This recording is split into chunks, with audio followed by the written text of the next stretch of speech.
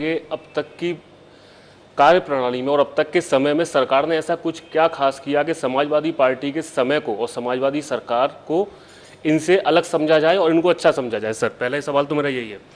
गड्ढे भरने थे 15 जून तक और अभी आपके सामने स्थिति है। फिर आपने कहा 70% भर गए, 60% भर गए, लेकिन वो धरातल पर काम वो नहीं था जो बताया गया था। सबसे पहले तो मैं आपको अंतर बताता हूँ।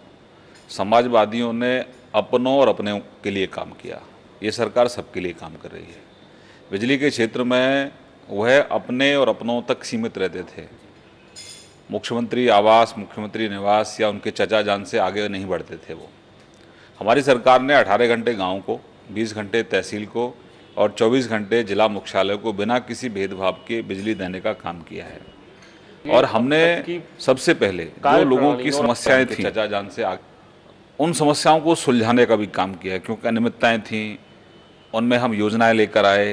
बिजली के जो सरचार्ज थे वह सबके हमने माफ़ किए और उसमें भी भेदभाव नहीं किया। किसान का भी किया, व्यापारी का भी किया, शहरी का भी किया, ग्रामीण उपभोक्ता का भी किया। और उसमें छोटे उद्योगपति उनको 50% की छूट दी। उसमें जो लोग कटिया डालकर कनेक्शन लेते हैं उनको भी हमने कहा कि कानून के दायरे में आ जाइए, आपके खिलाफ कोई कार्रवाई नहीं होगी। हमने सबको मौका दिया है और हमने मौका इसलिए दिया है कि अगर आप 24 घंटे बिजली चाहते हो तो आपको बिजली का बिल भी देना पड़ेगा, क्योंकि ये विभाग 21,000 करोड़ के घाटे में है।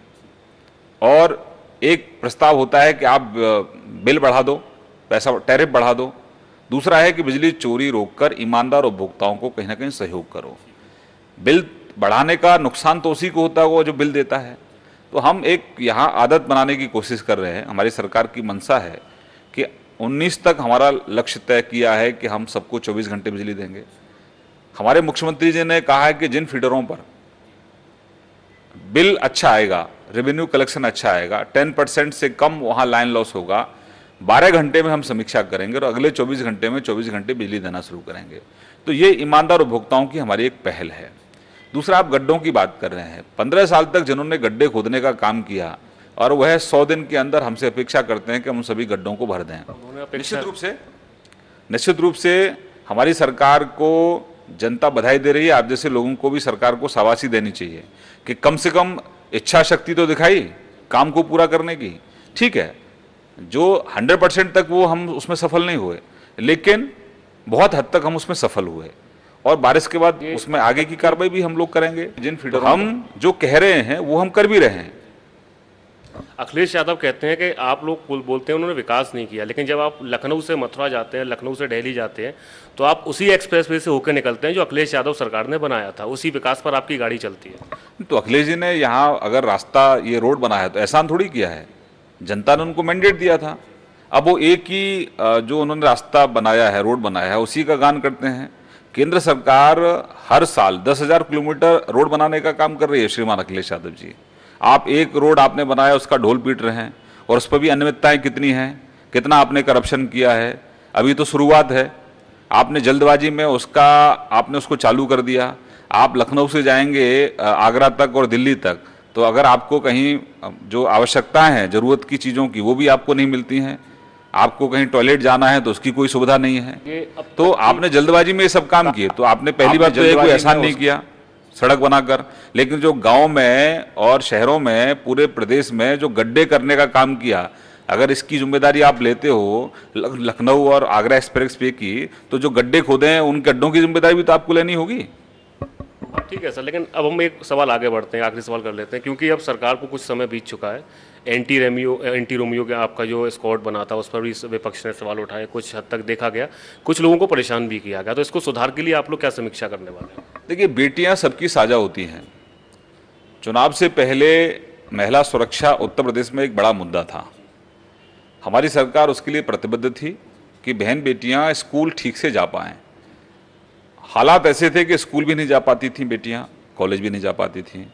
जैसे ही घर से स्कूल के लिए निकलती थी, आपने देखा होगा कि लफंडरों का एक झुंड होता था, मोटरसाइकिल ले जा रहे हैं, तेज चला रहे हैं, कमेंट्स पास कर रहे हैं। तो दूभर था। हमने एंटी रोमियो दस्ते का गठन किया और वो बहुत सफल अभियान रहा। मैं मानता हूं कि जो लोग उत्तर प्रदेश को जानते हैं, जो लोग उत्तर प्रदेश में रहते हैं, आप उनसे पूछो जो बेटियां स्कूल जा रही हैं, कॉलेज जा रही हैं, उनके अंदर सुरक्षा का भाव है और जो अपराधी प्रवृत्ति के जो लफंडर थे उनमें कहीं ना कहीं खौफ है, सुरक्षा अपने पुलिस को लेकर और सरकार को लेकर। तो एक बहुत बड़ा अभियान रहा। हम तो विरोधियों को इतना कहना चाहते हैं कि बेटियां सबकी साझा होती हैं। जब बेटियों पर कोई अभद्र टिप्पणी करता है, ऐसे लोगों पर लगाम लगाना, ऐसे लोगों को नियंत्रित करना, ये हमारा दायित्व बनता है, हम कर रहे हैं। एक आखिरी सवाल कर लेते हैं सर, समय की नज़ाकत को देखते हुए। आपका गृह जनपद मथुरा, जिसमें आपने तमाम वादे किए थे, मैंने भी आपके साथ काफ़ी कवरेज की थी, एनसीआर में शामिल करना हो, धर्मस्थली घोषित करना हो, तमाम विकास के वादे हो, क्या अयोध्या और मथुरा का वाकई में स्वरूप बदलने जा रहा है इन 5 सालों में? निश्चित रूप से। और जिस तरह की योजनाएं हम लोग लेकर आ रहे हैं, अभी अयोध्या और फैजाबाद को मिलाकर हमने नगर निगम बनाया, मथुरा वृंदावन दोनों को मिलाकर हमने नगर निगम बनाया, और अभी हमने केंद्र ने 5 बड़े शहर उत्तर प्रदेश में चिन्हित किए हैं। पूरे देश में जो शहर चिन्हित किए हैं जहां आस्था भी है और वहां पर्यटन भी है, तो उसमें हम केंद्र सरकार का, अपने प्रधानमंत्री जी का बहुत आभार प्रकट करते हैं कि उन्होंने 5 डिस्ट्रिक्ट हमारे उत्तर प्रदेश के लिए हैं, जिसमें अयोध्या है, काशी है, गोरखपुर है, मथुरा है और आगरा है। इनके लिए, इनके डेवलपमेंट के लिए केंद्र सरकार पैसे की कोई कमी नहीं आने देगी। मथुरा, इसमें हमारी प्राथमिकता है, केंद्र सरकार की भी प्राथमिकता है, राज्य सरकार की प्राथमिकता है। वहाँ पर एक आदर्श रेलवे स्टेशन होगा, आदर्श एक बस स्टैंड होगा, आदर्श हॉस्पिटल होगा, और मथुरा का जो मूल स्वरूप है, भगवान कृष्ण की जन्मस्थली है, वह मूल स्वरूप हम वापस लाने का प्रयास कर रहे हैं। वृंदावन में भी और मथुरा में भी जिस तरह से मेरी कार्य योजना है हम लोगों की, आप सफाई की दृष्टि से देखें, ट्रैफिक की दृष्टि से देखें, इंफ्रास्ट्रक्चर की दृष्टि से देखें, स्वास्थ्य की दृष्टि से देखें, शिक्षा की दृष्टि से देखें, तो बड़े स्तर पर वहाँ काम होने वाला है।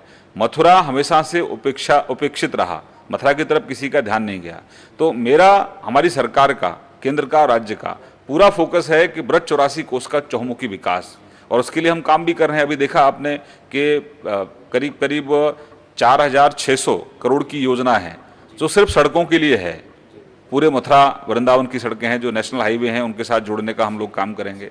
गोवर्धन भगवान गिरिराज जी की परिक्रमा के लिए 899 करोड़ का बजट हमने तय किया है।